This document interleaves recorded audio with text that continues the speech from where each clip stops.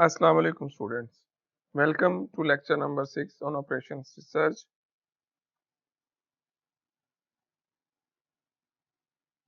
In the last lecture, we have discussed something about the lesson structures and some introduction to linear programming.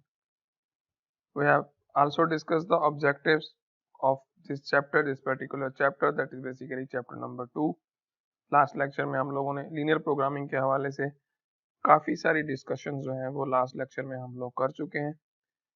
कुछ definitions थी, कुछ terms जो हम लोगों ने डिस्कस किए. तो थोड़ा सा आज के लेक्चर में जाने से पहले, before to start lecture number 6, तो मैं थोड़ा सा चीज़ों को रिव्यू कर देता हूँ दोबारा से आप लोगों के लिए कि हमने जो लास्ट लेक्चर में हम लोगों ने क्या क्या चीज़ें जो हैं वो डिस्कस की थी. तो इंट्रोडक्शन एंड डेफिनेशन हम लोगों ने डिस्कस की थी. What is linear programming. Basically linear programming की जो डेफिनेशन है वो हम लोगों ने लास्ट लेक्चर में डिटेल के साथ डिस्कस की थी कि लीनियर प्रोग्रामिंग क्या होती है और ये किस तरह से इसमें जो प्रॉब्लम्स होते हैं, कौन कौन से वेरिएबल्स होते हैं और क्या क्या चीज़ें इसमें होती हैं. तो ये डेफिनेशन हम लास्ट लेक्चर में डिस्कस कर चुके हैं. इसके अलावा हम लोगों ने ऑब्जेक्टिव फंक्शन और कंस्ट्रेंट के हवाले से डिस्कस किया कि ऑब्जेक्टिव फंक्शन होता क्या है और कंस्ट्रेंट्स बेसिकली क्या होते हैं. और जब हम लोग लीनियर प्रोग्रामिंग की बात करते हैं तो ऑब्वियसली लीनियर प्रोग्रामिंग में आपका जो ऑब्जेक्टिव फंक्शन होता है वो भी लीनियर होता है और उसके साथ साथ जो आपका कंस्ट्रेंट्स हैं वो भी आपके जो हैं वो लीनियर होते हैं in the linear programming problem.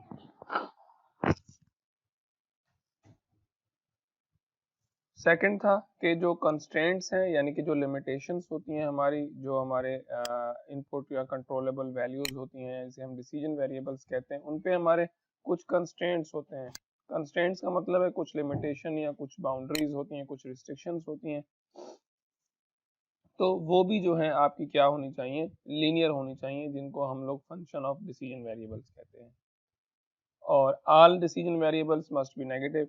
जब आप लीनियर प्रोग्रामिंग की बात करते हैं तो सारे के सारे जितने भी आपके पास जो डिसीजन वेरिएबल्स होते हैं वो सारे के सारे आपके पास नॉन नेगेटिव होने चाहिए.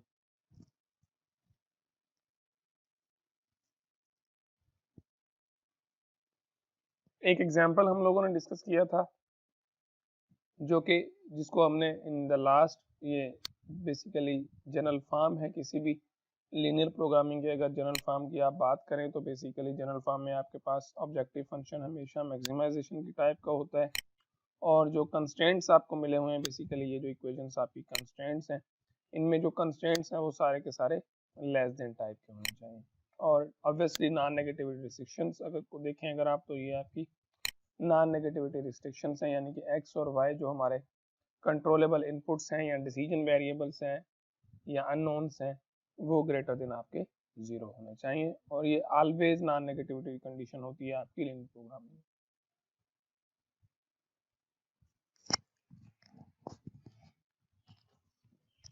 इसके अलावा हमने लास्ट लेक्चर में standard form of linear programming को डिस्कस किया था, जिसमें हम लोगों ने देखा था कि जो ऑब्जेक्टिव फंक्शन है वो हमेशा आपका मैक्सिमाइजेशन टाइप का होता है और जो कंस्ट्रेंट्स हैं वो सब के सब इक्वालिटी टाइप के होते हैं. जबकि जनरल फॉर्म में इक्वालिटी टाइप्स नहीं थे, वहाँ पे आपके पास इनइक्वालिटीज थी. लेकिन जब आप स्टैंडर्ड फॉर्म की बात करते हैं तो ये सारे के सारे कंस्ट्रेंट्स जो हैं वो आपके इक्वालिटी टाइप होने चाहिए.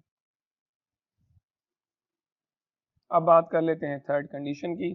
थर्ड कंडीशन में आपके जितने भी डिसीजन वेरिएबल्स हैं वो नॉन नेगेटिव होने चाहिए.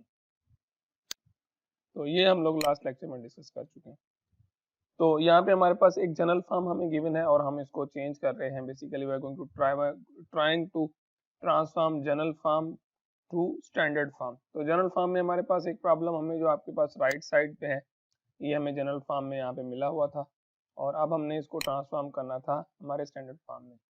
तो यहाँ पे मिनिमाइज ऑब्जेक्टिव फंक्शन जो है जो आपका मिनिमाइजेशन टाइप का है. जो कंस्ट्रेंट्स हैं वो आपके पास, कुछ जो कंस्ट्रेंट्स हैं वो लेस देन टाइप है, कुछ जो कंस्ट्रेंट्स हैं वो आपके पास ग्रेटर देन टाइप है और यहाँ पे कुछ वेरिएबल्स हैं जो अनरिस्ट्रिक्टेड वेरिएबल्स भी आपके पास हैं.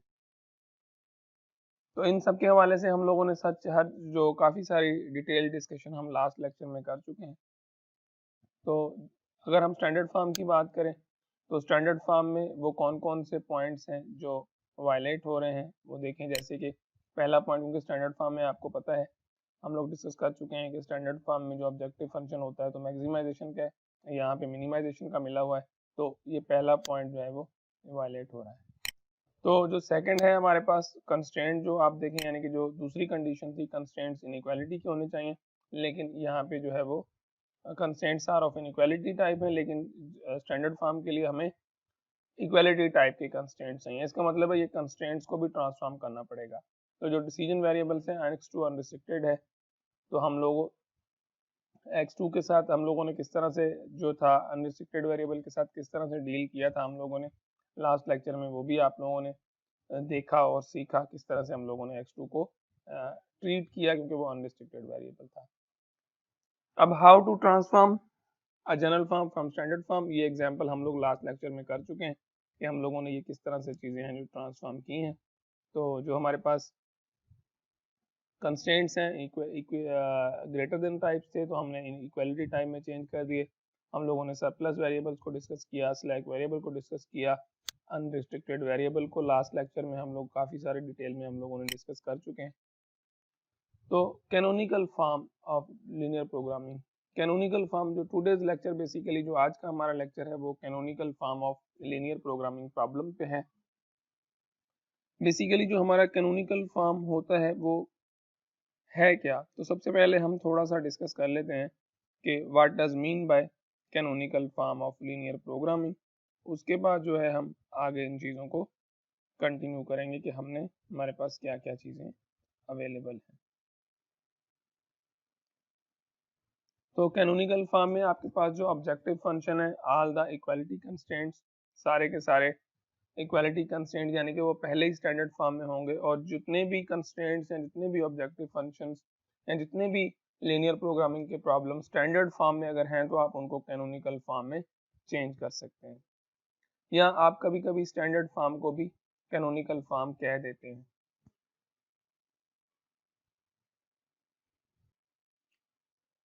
In today's lecture, basically we are going to discuss about the canonical form of linear programming problems.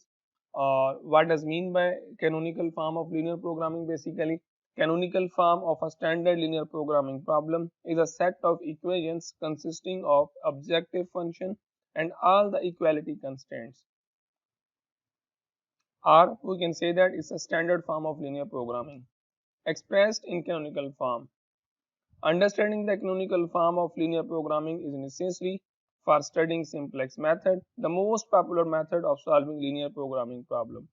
Simplex method will be discussed in some other class. In this class, canonical form of the set of linear equation will be discussed first. As we have discussed the objective function and the equality constraints, basically the standard form of linear programming problem can be expressed into canonical form. Canonical form of linear program problem is essential for simplex method that we will discuss later inshallah in upcoming classes, and the canonical form of the set of linear equation will be discussed next. Means now we are going to discuss the canonical form of linear equation, simple linear equations we have.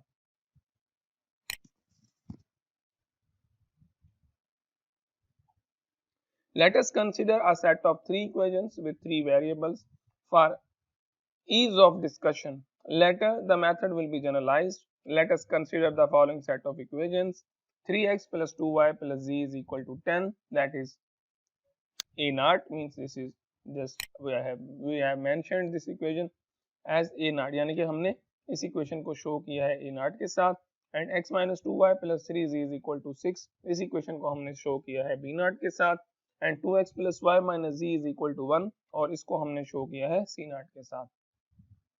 The system of equation will be transformed through elementary operations. इस system पे अब हम लोग जो है वो elementary row operations या elementary operations को अप्लाई करेंगे, तो हम इसको ट्रांसफॉर्म कर सकते हैं into canonical form. The system of equations can be transformed in such a way that a new set of three different equations are obtained, each having only one variable with non-zero coefficient. This can be achieved by some elementary operation.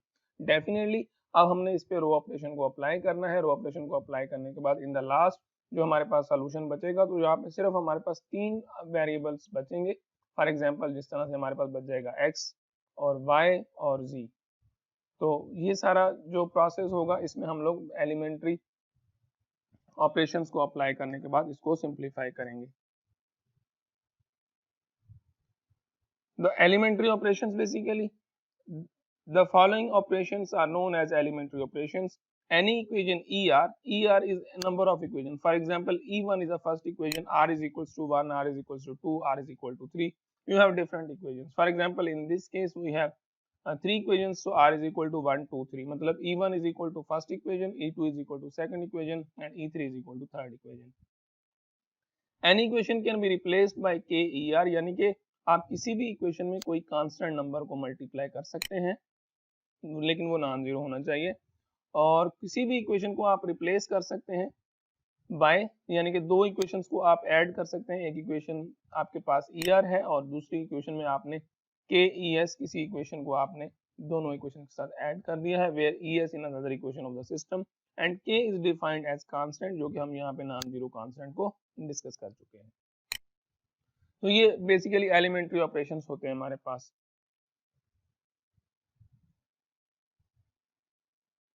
Note, the transform set of equations through elementary operation is equivalent to the original set of equations. Thus, the solution of transform set of equation is the solution of the original set of equations too. यानी जो system हम लोग transform करके elementary operations में से जो हम लोग सिस्टम ट्रांसफॉर्म करेंगे,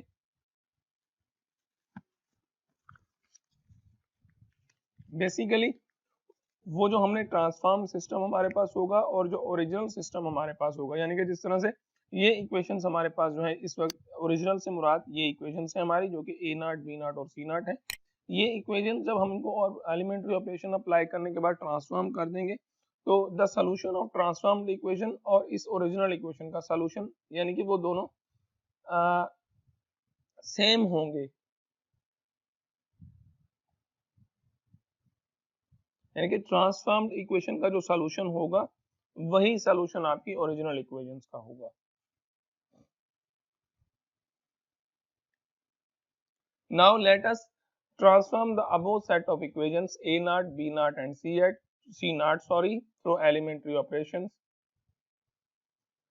यानी कि we are going to start from A0, जो कि फर्स्ट स्लाइड पे हमने इक्वेशन मेंशन की थी, A0, B0 और C0, and we are going to transform this equation. What we are doing basically, we are just multiplying 1 upon 3 with the equation A0 and we have this equation. Similarly, we simultaneously performing another operation, that B1 is equal to the second equation, the new B1 equation is equal to B0 minus A1. This equation A1 we are subtracting, and C1 is equal to C0 minus 2A1. Basically, we are performing elementary operation. अगर आपको row reduce एक्लम form का याद हो linear algebra में, तो हमें क्या करना होता है, जो फर्स्ट कोफिशिएंट होता है उसको 1 बनाते हैं, 1 करते हैं, यूनिटी करना होता है, नॉन जीरो होता है हमेशा, लेकिन इसको यूनिटी कर लेते हैं हम। तो हमने इसको यूनिटी किया और इसके नीचे जो कॉलम के नीचे जितने भी एलिमेंट्स हैं वो सारे के सारे हम लोगों ने जीरो करने होते हैं। तो बेसिकली हमने यही यहाँ पे किया है। यहाँ पे एक सिंपल सा नोट है, note that the variable x is eliminated from equation B0 and C0 to obtain B1 and C1 respectively. Equation A0 in the previous set is known as pivotal equation. Basically यहाँ पे जो pivotal equation का process था, या pivotal equation का जो काम किया, वो इस एक इनआर्ट इक्वेशन ने किया था, यानी कि ये पिवटल इक्वेशन ये थी। जब हम सेकंड प्रोसेस में मूव करेंगे, यानी कि जब हम इस सेकंड B0 का कोफिशिएंट, यानी कि इस वाले कोफिशिएंट के ऊपर वर्कआउट करेंगे, इसको बंद करने की कोशिश करेंगे, तो हमारी पिवटल इक्वेशन B0 होगी। इसी तरह से फिर हमारी पिवटल इक्वेशन जो है वो C0 हो जाएगी। तो ये प्रोसेस कनेक्टेड है, यानी कि पहले हमने A0 पिवटल इक्वेशन को यूज करते हुए फिर हम B0 को एज अ पिवटल इक्वेशन बना लेंगे, फिर एज अ C0 को हम लोग पिवटल इक्वेशन बनाएंगे। तो ये प्रोसेस हम लोगों ने किया यहाँ पे। Equation A0 is known as pivotal equation यहाँ पे। तो अब सिमिलर प्रोसीजर करने के बाद, यानी कि couple of procedures we have, हम लोगों ने क्या किया, अब y को एलिमिनेट कर रहे हैं फ्रॉम A1 एंड C1, यानी कि अब इस इक्वेशन पे वर्कआउट हो रहा है, अब y को एलिमिनेट कर रहे हैं हम लोग। ये वाला जो y है आपका, सॉरी, A2 में से आपने y को एलिमिनेट कर दिया, और देखिए इसका कोफिशिएंट हम लोगों ने 1 बना लिया, और इसकी जो इसी कॉलम में जो नीचे वाला एलिमेंट था उसको हम लोगों ने 0 कर दिया। तो अब जो पिवटल इक्वेशन होगी वो हमारी B1 होगी, या B2 होगी, यानी कि जो सेकंड इक्वेशन है वो हमारी पिवटल इक्वेशन है यहाँ पे।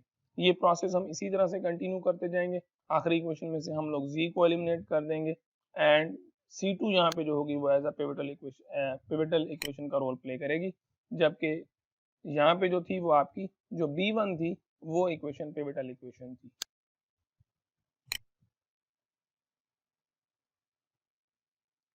तो इन द लास्ट ये पूरा प्रोसेस करने के बाद जो हमारे पास सिंपल इन द लास्ट हमारे पास सोल्यूशन आया x is equal to 1 and y is equal to 2 and z is equal to 3। ये बेसिकली आपकी ट्रांसफॉर्म्ड इक्वेशन है जिसे आप कैनोनिकल फॉर्म भी कह सकते हैं। अब देखें यहाँ पे इन द लास्ट हमारे पास सिर्फ 3 वेरिएबल्स मिले हैं और उनका सोल्यूशन मिल गया। इसका सोल्यूशन और ओरिजिनल इक्वेशन का सोल्यूशन सेम होगा, दोनों सेम होंगे। Note the pivotal equations in transform first and using the transform pivotal equation other equation in the system are transformed। इसका मतलब ये था कि देखें ये एक क्यू है एक पूरी। सबसे पहले हम लोगों ने हमारे पास जो पिवटल इक्वेशन थी वो ए नॉट थी, ए नॉट को यूज करके हम लोगों ने A1 फाइंड की, फिर हमने B1 को पिवटल इक्वेशन किया, A1 की मदद वहां पे A1 का यूटिलाइज हुआ। तो यानी कि एक पूरा प्रोसेस है। आप जो सिस्टम्स हैं जो इक्वेशंस हैं वो 1 बाय 1 आप यूज करते जाएंगे और जो प्रीवियस इक्वेशन होगी वो नेक्स्ट पिवटल इक्वेशन में यूज होती जाएगी।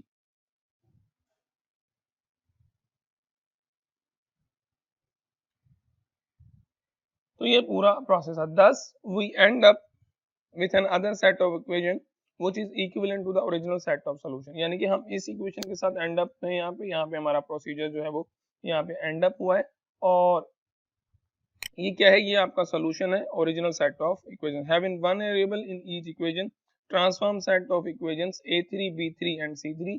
यानी कि ये जो इक्वेशंस हैं आपके पास A3 यानी कि ये वाली इक्वेशन और B3 यानी कि ये वाली इक्वेशन और C3 यानी कि ये वाली equation thus obtained are said to be in canonical form।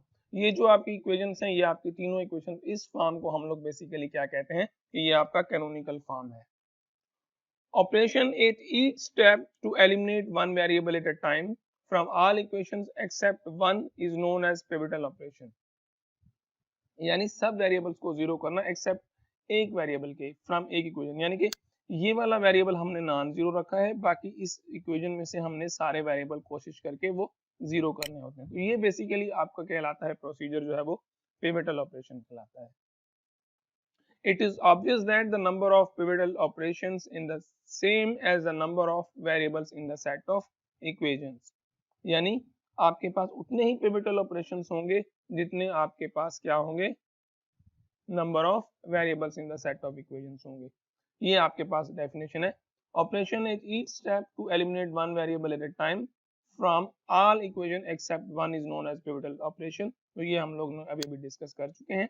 और the number of pivotal operations are same as the number of variables in this set of equation। किसी इक्वेशन में उतने ही pivotal operations होंगे जितने number of आपके पास variable होंगे। Definitely इस example में जो रिसेंटली एग्जांपल हम लोगों ने किया है, 3 pivotal operations were carried out to obtain the canonical form of the set of equations in last example having 3 variables। क्योंकि इस एग्जांपल में अगर आप इस एग्जांपल को दोबारा से मैं आपको दिखा सकूं तो आप देखें तो यहाँ पे हमारे पास 3 वेरिएबल्स थे x, y और z, इसलिए यहाँ पे 3 पिवटल ऑपरेशंस हमारे पास हो गए। तो ये था हमारा थोड़ा सा डिस्कशन अबाउट कैनोनिकल फॉर्म कि हम लोग कैनोनिकल फॉर्म किस तरह से फॉर्म करते हैं। तो हम थोड़ा सा now we are going to talk about something in general के जनरली आप जब किसी भी इक्वेशंस को ट्रांसफॉर्म करते हैं कैनोनिकल फॉर्म में, ये जनरलाइज्ड प्रोसीजर जो होगा वो किस तरह से होगा। फॉर एग्जांपल अगर आपके पास कोई सिस्टम n बाय n का सिस्टम है हमारे पास, means n by n number of rows भी n है, नंबर ऑफ कॉलम्स भी आपके पास n है, n वेरिएबल्स का अगर सिस्टम है तो उसको कैसे हम लोग ट्रांसफॉर्म करेंगे, तो देखते हैं इस प्रोसेस को भी डिस्कस करते हैं। Canonical form of the above system of equations can be obtained by performing n pivotal operation। definitely n by n का सिस्टम है तो n operations होंगे। the variable xi for I is equal to 1 to n, यानी कि x1 x2 x3 x4 is eliminated from all equations except jth equation। और j क्या है, basically अगर आप j की जगह पे यहाँ पे 1 रखेंगे, आप j की जगह आप 1 रखेंगे 1 और i की जगह पे 1 रखेंगे तो ये आपका क्या होगा, नॉन जीरो होगा। और अगर j इज इक्वल टू 2 होगा आपका और i इज इक्वल टू कोई भी वैल्यू रख लें 1 2 3 4 और वो सारे के सारे वो 0 हो जाएंगे, लेकिन a ji आपका जो होगा jth इक्वेशन जो आपकी होगी वो आपकी नॉन जीरो होगी। The general procedure for one pivot operation consists of the following two steps. Generally आप दो ऑपरेशंस हमारे पास होते हैं, यानी कि नंबर वन आप किसी डिवाइड जेथ इक्वेशन, जे का मतलब है कि number of equation, first equation, second equation, third equation. यहाँ पे जो जे है यानी अगर आप फर्स्ट इक्वेशन की बात करें तो ये a1 होगा, अगर सेकंड इक्वेशन की बात करें तो आप j इज इक्वल टू 2 यहाँ रखेंगे, यानी कि सेकंड इक्वेशन का ये वाला जो एलिमेंट है वो आपके पास नॉन जीरो होंगे। जे यानी कि अगर आप जे की जगह वन रखेंगे J1 A1 फर्स्ट रो, और आप इसमें आपके पास first row first column first row three column, ये सारे के सारे इस तरह से प्रोसेस आपका चलता जाएगा। तो what we are going to do basically we are going to divide jth equation by ai। J मतलब कोई भी नंबर ऑफ इक्वेशन हो सकती है, first equation, second equation, third equation.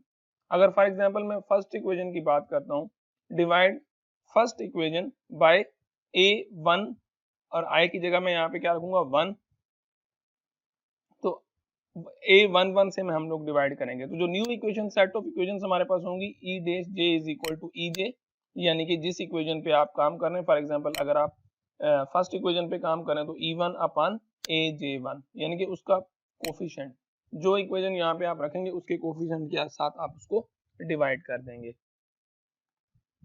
And secondly subtract AKI times of EJ equation from kth equation. इसका मतलब ये है कि आप क्या करेंगे EK माइनस A, कि आप यानी कि किसी भी इक्वेशन के साथ अगर आपके पास कोई भी इक्वेशन है तो आप क्या कर सकते हैं, आप सिंपली एक इक्वेशन में से k का मतलब है कोई भी 1 2 3 up to j comma j plus 1 to n, j plus 1 मतलब ये i is not equal to j वाली कंडीशन होगी, यानी कि ये वो वाली कंडीशन आप रख रहे हैं, उसको आप क्या कर सकते हैं ई के minus A K I and E dash J. E dash हमने यहाँ से फाइंड किया, जो आपने न्यू इक्वेशन फॉर्म की है आप उस इक्वेशन को किसी भी इक्वेशन के साथ मल्टीप्लाई कर, सॉरी नॉट मल्टीप्लाई, आप उसको उसमें से सब्ट्रैक्ट कर सकते हैं, तो आप कोई भी दो इक्वेशन आप में इसमें सब्ट्रैक्ट कर लेंगे।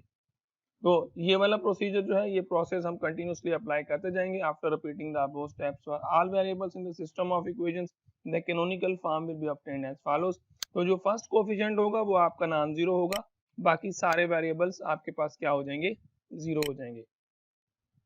और ये जो आपके पास टर्म है 1a11 डैश a12 डैश, ये आपके पास जो है नॉन पिवोटल एलिमेंट्स हैं। ये आपके पास कभी कभी कुछ वेरिएबल्स ऐसे हैं जो जीरो नहीं होते तो उनको हम नॉन पिवोटल एलिमेंट कहते हैं, लेकिन जहां पे पिवोटल एलिमेंट होगा जिस कॉलम में, पिवट एलिमेंट जिसे हम कहते हैं, अगर पिवट एलिमेंट होगा तो वो कॉलम में और कोई भी एलिमेंट नहीं बचेगा, वो सारे जीरो होंगे। तो ये देख रहे हैं आप, ये प्रोसेस हमारा इसी तरह से फॉलो करता जाएगा, और हम इसमें इसका कोफिशिएंट x1 का कोफिशिएंट 1 है, इसमें x2 का कोफिशिएंट 1 है, और इसमें x3 का होगा, और इसी तरह से ये प्रोसेस कंटिन्यूअसली चलता रहेगा। इन द लास्ट हमारे पास सोल्यूशन ये बचेगा xi is equal to B I double dash, यानी कि ये बी आई डबल डैश कोई कांस्टेंट नंबर होगा, x1 x2 x3 x4 जितने भी वेरिएबल्स हैं, n वेरिएबल्स हैं, वो हमारे पास यहाँ पे बच जाएंगे। तो xi is equal to 0 for i m plus 1। इसके अलावा अगर आपके पास उसी रो में कोई भी एलिमेंट होगा, यानी कि i is equal to m plus 1, for example m जो है ये 1 रखें आप, i2 मतलब क्या हो जाएगा x2 x3, उस रो में वो सारे के सारे जिस तरह से ये हैं आप देखें, इनके सबके जो कोफिशिएंट्स हैं वो आपके पास क्या मिलेंगे, ये सारे के सारे जीरो हो जाएंगे, क्योंकि इनके कोफिशिएंट्स हम जीरो कर देंगे तो ये सारे के सारे आपको क्या मिल जाएंगे, जीरो के बराबर मिल जाएंगे। एक एग्जांपल ले लेते हैं, हमारे पास एक सिंपल सा एग्जांपल है, ये एक जनरल एग्जांपल है। फॉर एग्जांपल अब हमने इसको ट्रांसफॉर्म करना है कैनोनिकल फॉर्म में, तो ये ऑलरेडी इक्वालिटी टाइप में है, तो सबसे पहले हम a11 से इस पूरी इक्वेशन को डिवाइड करेंगे, और इसके इसी कॉलम में जितने भी वेरिएबल्स हैं ये वाले, इनको जीरो करने की कोशिश करेंगे एक्सेप्ट दिस एलिमेंट। और इसके अलावा सेकंड पार्ट में हम लोग इसको 1 करेंगे, और ये जो जितने भी बाकी इस कॉलम में जितने भी एलिमेंट्स हैं उन सबको हम लोग क्या करेंगे, कोशिश करके जीरो करने की कोशिश करेंगे। तो लेट्स हैव अ लुक ये किस तरह से प्रोसेस वर्कआउट करेगा। तो देखें, हम लोगों ने जो प्रीवियस स्लाइड में हम लोगों ने प्रोसेस डिस्कस किया, तो इसको हम लोगों ने 1 किया, इसका पूरा कॉलम जो है वो जीरो हो गया। अब ये वाला भी जीरो हो गया और ये वाला 1 रह गया, बाकी सारा कॉलम जीरो। तो ये प्रोसेस इसी तरह से कंटिन्यू करेंगे आप, तो आपके पास जो सिस्टम आएगा सिर्फ आपके पास हर रो में एक एलिमेंट बच जाएगा। जैसे फर्स्ट में आपके पास x1, सेकंड में x2, थर्ड में x3, वो बच जाएगा। लेकिन कुछ वेरिएबल्स जिस तरह से आपके पास ये वेरिएबल्स हैं xm+1, ये वाले वेरिएबल्स जो हैं, अगर हम इनको डिस्कस कर लें तो ये क्या है, variables xm+1 to xn of the above set of equations are known as non-pivotal variables। ये नॉन पिवटल वेरिएबल्स हैं, यानी कि अगर जब हम लोग कभी कभी सिस्टम को सॉल्व करते हैं तो हमारे पास इस तरह के केस आ जाते हैं कि इन्फिनिट मेनी सॉल्यूशंस हैं, तो वो कोई वेरिएबल जीरो नहीं होते, तो वो पिवटल वेरिएबल्स नहीं होते, वो नॉन पिवटल वेरिएबल्स होते हैं। तो ये वाले जो है वो आपके पास नॉन पिवटल वैल्यूज वेरिएबल्स हैं। तो ये था हमारा कुछ सोल्यूशन। अब बेसिक वेरिएबल के हवाले से डिस्कस कर लेते हैं, what is basic variable, what is non basic variable, और बेसिक सॉल्यूशन, और what is basic feasible solution को डिस्कस कर लेते हैं। One solution that can be obtained from the above set of equation is, यानी कि जब आप इस सिस्टम को सॉल्व करेंगे तो आप देख रहे हैं यहाँ पे x1, x2 और x3 is equal to b1, b2 and bn dash. इसका मतलब है in general we can write it as xi is equal to b1 dash, यानी कि x1, x2, x3 is equal to 0 और not 0, I am sorry, that is equal to b1, यानी कि ये वाले जो वेरिएबल्स हैं, आप यहाँ पे 1 पुट करेंगे तो आपको b1 मिलेगा, 2 पुट करेंगे तो b2 मिलेगा, 3 पुट करेंगे तो b3 मिलेगा डेफिनेटली। और इसके अलावा जो xi इज इक्वल टू 0 होंगे for all i is equal to m+1 यानी कि ये जो है आपके एलिमेंट्स हैं, ये वाले जो i इज इक्वल टू 1+1 यानी कि x1 m+1 यानी कि x2, हर रो में अगर आप फर्स्ट रो की बात करेंगे तो इस रो में ये सारे के सारे जीरो मिलेंगे। अगर खुदा ना खास्ता ये जीरो नहीं होते तो ये आपके नॉन पिवटल वेरिएबल्स हैं, लेकिन ये सॉल्यूशन में कंसीडर नहीं किए जाते, ये आपके क्या होंगे, इक्वल टू 0 आ जाएंगे। This solution is known as basic feasible, sorry not feasible but basic solution. ये जो सॉल्यूशन है आपके पास, यानी कि सेट ऑफ इक्वेशंस का जो एंड में आपको सॉल्यूशन मिलता है वो आपका बेसिक सॉल्यूशन होता है। और पिवटल वेरिएबल्स कौन कौन से हैं, ये वाले जो आपके वेरिएबल्स, यहाँ से जो आपको वेरिएबल्स मिलेंगे x1, x2, x3, x4, ये सारे के सारे आपके पिवटल वेरिएबल्स होंगे।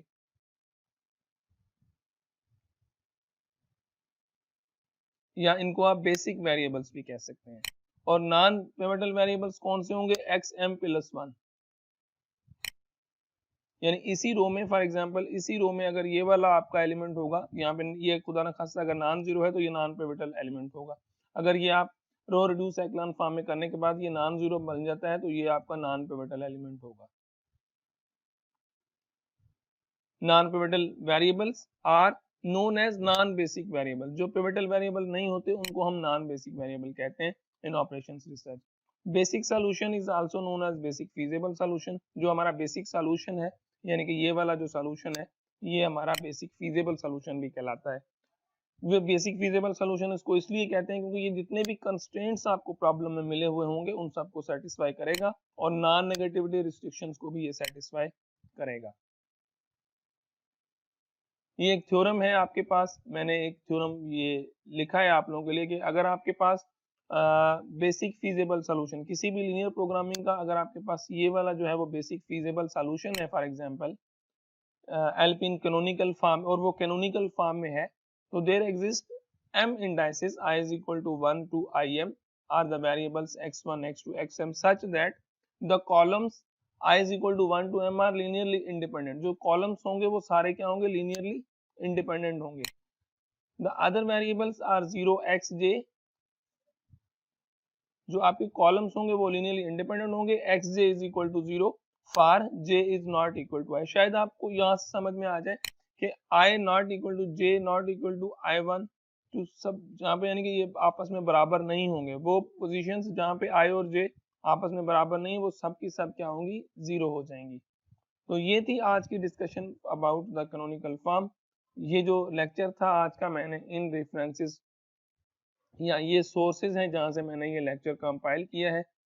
ये डिफरेंट कुछ बुक्स हैं, कुछ डिफरेंट प्रोफेसर्स के इंटरनेट से मटेरियल्स मैंने कलेक्ट किया है और कुछ हैंडआउट्स को मैंने यूज़ किया है। तो ये आज का लेक्चर जो था वो यहाँ से बना हुआ था। स्पेशल थैंक्स टू देम, इनकी वजह से ये लेक्चर पॉसिबल है, क्योंकि इनके ही मटेरियल को यूज़ करके मैं ये लेक्चर जो है वो प्रिपेयर कर रहा हूँ। तो डेफिनेटली इनका बहुत शुक्रिया।